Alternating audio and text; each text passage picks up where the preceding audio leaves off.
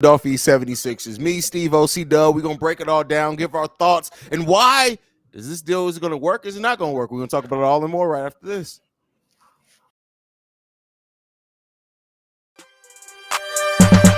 Welcome to the number one place for your daily basketball news and analysis, NBA Central.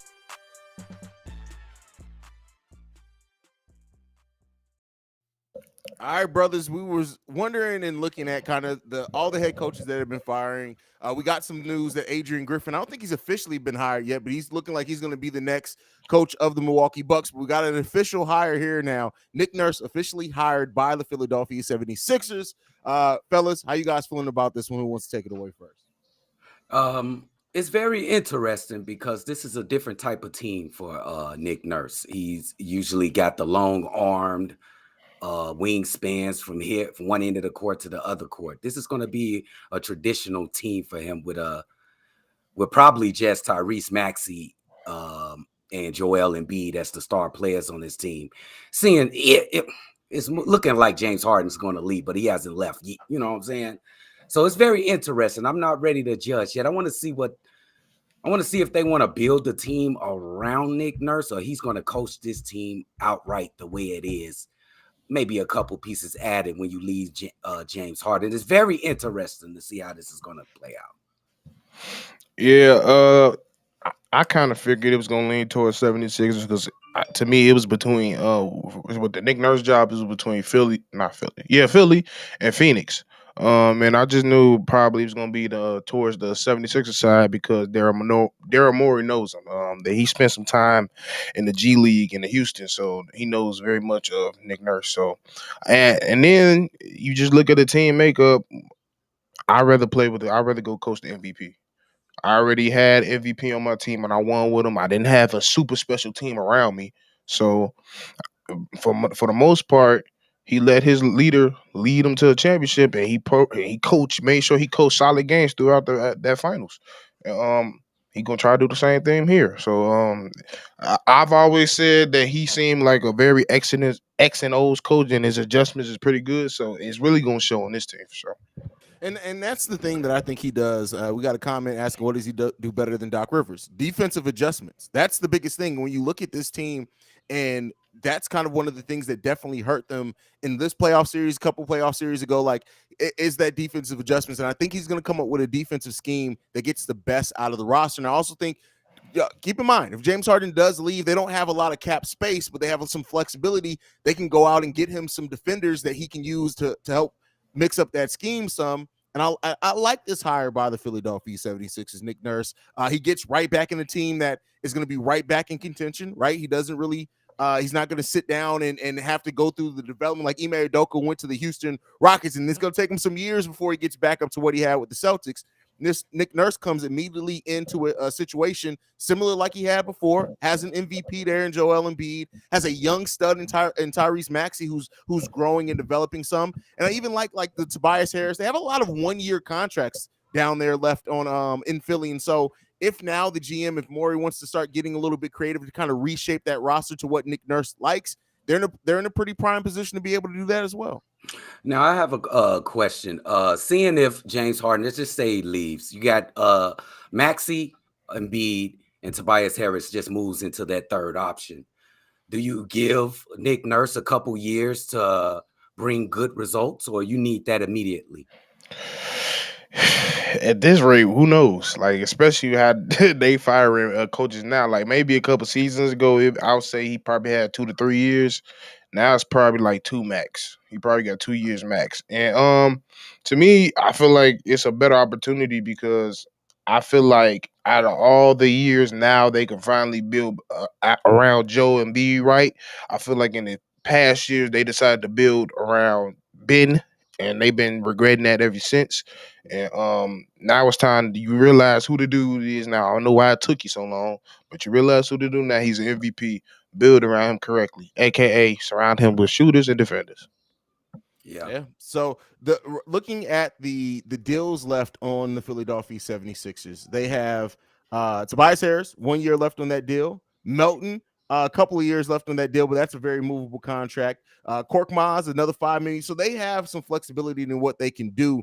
As far as like to your question, C-Dub, I like pieces of Philly's roster. I just think that they have some things. They have a couple of moves to make it make more sense, in my opinion. I think that that's what their focus may be. As far as how many years he's going to have, it really depends. Like you have Joel Embiid, and this was Joel Embiid's most healthy season. I don't see the 76ers really wanting to take a couple of years. They're going to try to retool on the fly here, and they're going to try to get right back to it and compete, I feel like. So I think because of that, because they don't want to waste any of Joel Embiid's prime, to Steve-O's point, he got 3 years, tops, maybe 4 if they make it to like a finals and don't win, maybe 4, but that's probably it in the modern NBA that he's going to get, bro. Oh, okay. I just I understand both of y'all coming from, but they just went to game 7 against maybe the team that's going to go to the NBA finals. Mm-hmm. I think they need results immediately.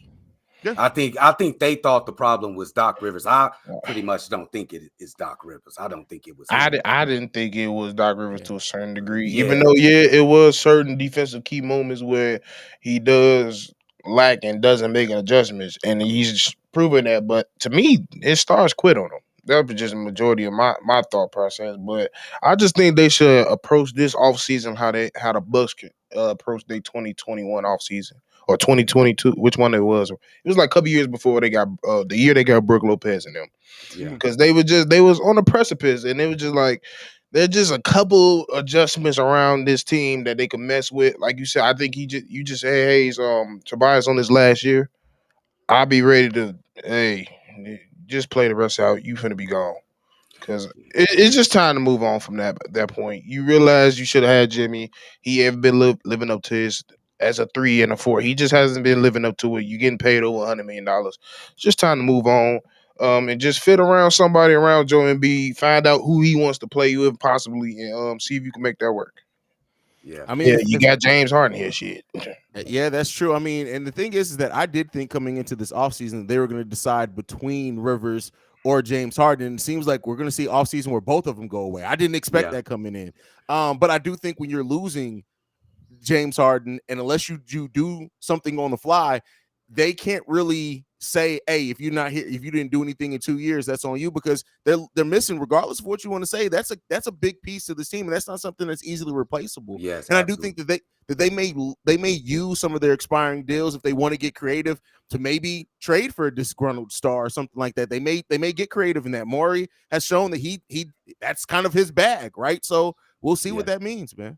Yeah, and oh man, they got a lot of free agents. When you said Murray, I ain't gonna lie. When you said Morey, DeJounte Murray popped in my head, and I was like, I mean, listen, or it could be Trey, and I wouldn't. I'll tell you what, Trey Young and Joel Embiid. The Maxey part though, I wouldn't mind. And I think Maxey's played next to Harden. I think he can do that. That's a small backcourt though, but that's a little ass backcourt. Yeah, that's a little ass backcourt. But I mean, I would not be surprised at all. And like, you look at all these players they got coming up. Mike Scott out of there. Name free agent. Paul Reed free agent. Lewis King free agent. Dwayne Dedmon free agent. Millsap free agent. Like literally, they got about 8 players on this roster that free agent. Sound like us. Yeah, they gotta get to work. They gotta get to work. So. It's gonna be. Can they get to being one of the top teams in the East right away next year? I think so. With Joel Embiid, you always have the possibility. Yeah, so it's just about getting to like at least the Eastern Conference Finals, bro. Come on, Nick Nurse, bro. Yeah, and I trust him.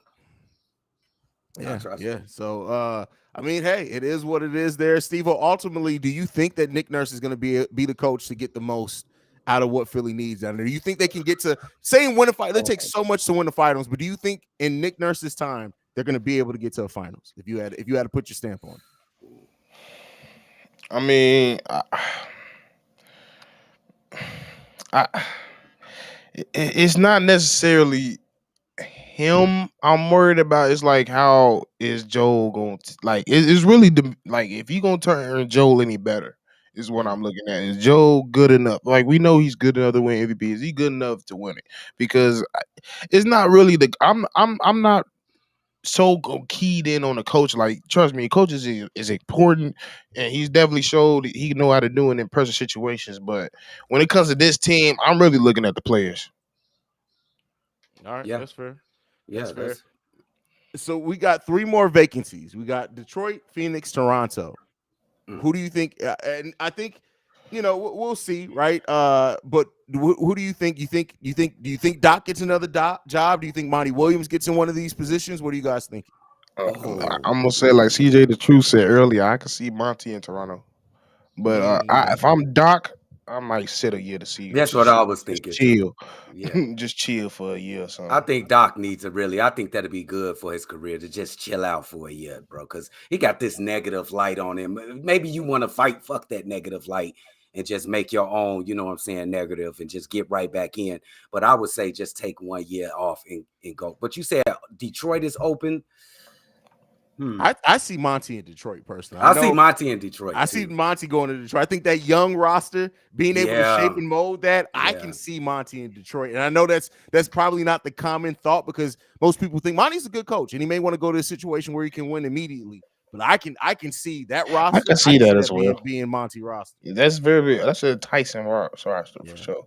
They're young, but they're not like, I wouldn't say they Houston young. Like they're near them, but like they still got some dudes that been in here for a minute. So yeah, that's not a bad job to take. Now I think about it, that's probably cool. Yeah, he got some nice talent Yeah, over because there. Canahan, I might want to switch that because like I don't know. I just feel like Toronto is kind of in purgatory right now. They don't know. They ain't kind of in limbo. They don't really have the money to make anything big. It's not really a desired destination anyway. So it's like it's a tough position. Like even though Detroit ain't nobody really trying to go to Detroit either. But it's a little bit more easier than going over the border. Yeah, I think just Toronto need to just tear this team down and get rid of this identical player thing that they got. Everybody is the same on that damn team. Let's change that. Bro, team it's up. like they went to every continent and took all their players. Yeah. For real. I think what it is that Toronto has to stop. Like it's to me, and again, I'm not a Toronto Raptors fan, so I'm not ingrained in the in and out of the Toronto Raptors. But from the outside looking in, it seems like they are hesitant to give up on any of those long kind of duplicate players that they have down there, because if just one of them pops off, it completely changes that roster. If one of them transcends into getting to the superstar area, it changes that roster wholly. But you gotta, I think so many teams right now are afraid to lose trades, and that's why you see so many teams kind of holding on to pieces. Toronto got to come up off some of that, bro. Yeah, because the closest person to that, what you just said, Hayes, is Siakam. But it really ain't that. And Scotty Barnes will never get there. He doesn't have the heart or the drive. And then the other players are Scotty Barnes seems kind of slow sometimes. He do, like, bro. The way like he got a little of that IO in him where he just always looking off somewhere, bro. It's just I was just about to say this. I was sitting here like, I don't know, like because I feel like they thought Scotty's gonna be that dude, but now I'm looking like, man, you passed on Jalen Suggs, you passed on Josh Giddey, you passed on Franz Wagner. There's a lot of people. Moses Moody. There's a lot. Mitchell from what's that team called? The purple team. They just in the finals. Sacramento. Yeah, bro. Like they passed on a lot of people. So like I hope he work out. Like I'm not, and I like him. Like I've been watching him since high school. I feel like he's definitely one of those players. I don't know if he's the offensive threat to take over a game type code. No. But I've seen people develop that. So hey, did he regress from that rookie of the year? Yeah. Yes. Scotty? Yeah. Yes. Yeah, for sure.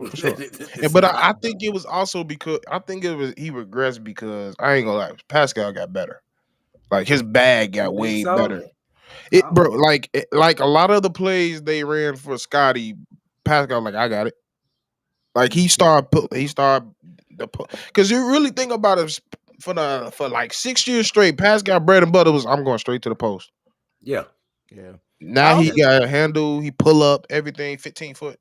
I also think Scotty felt like he was the heir apparent there, and he stopped working. And I feel like Scotty, I still think he may be. And I'm not over Scotty Barnes potentially hitting that superstar. I don't think ever like that star level talent, but that work ethic got to get better. Scotty Barnes just does not seem like a player that works in the offseason, night in and night out. It seems like he just doesn't do it, man. Yeah, 'cause Yeah, that you shot just shoulda got didn't. better. You on just bro. didn't see that improvement in his game from his rookie year. He looked like the same player in his rookie year. I mean, but as All I'm we've seen saying. in Chicago, like he didn't, but that doesn't mean that it still can't come at some point, right? Yeah, for it's sure. Way too early Absolutely. to tell. Way too early to Absolutely. tell. Absolutely. I'm just saying. I mean, you said us, somebody in front of him. I'm just saying, ain't nobody in front of you, bro. You have no reason, and then he's just one of those kids. I feel like it's just living off his physicality because he been this big dude, his athletic dude, his whole career. So at some point, you got to realize you need some skills because one thing they had to work on once he got to Florida State was his skills. So we'll see. But ultimately, Nick Nurse, the next coach of the Philadelphia 76ers, I like the move. I think it's a good move for the coach. I think it's a good move for the team. But that does not mean that they still ain't got some serious work they need to do on that roster this offseason. And that work is going to determine exactly how high their ceiling is going into next season, in my opinion. Bro, perfectly said. And at least he got out of Canada. Bro. Even though Toronto out here is dope. But he got out of Canada. You never been to Toronto? I still want to live there. I hear it's dope. I still want to live there. Yeah, I don't know why, but I always wanted to. Chicago cold, Toronto up there. It gotta be cold. I'm used to it. You know why Steve-O can't live in Toronto? Why you can't live? Watch him out. There's a lot of them down there. That's all we'll say. We're gonna leave it at that.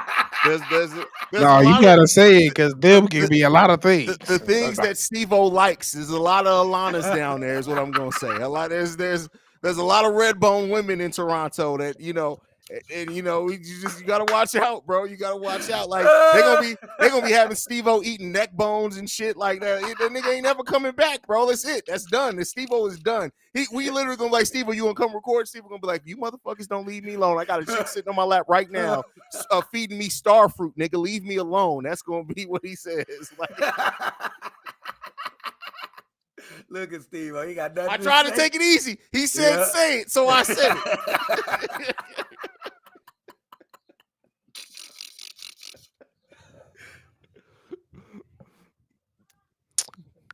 Everybody, we about to dismiss. Y'all, everybody stand.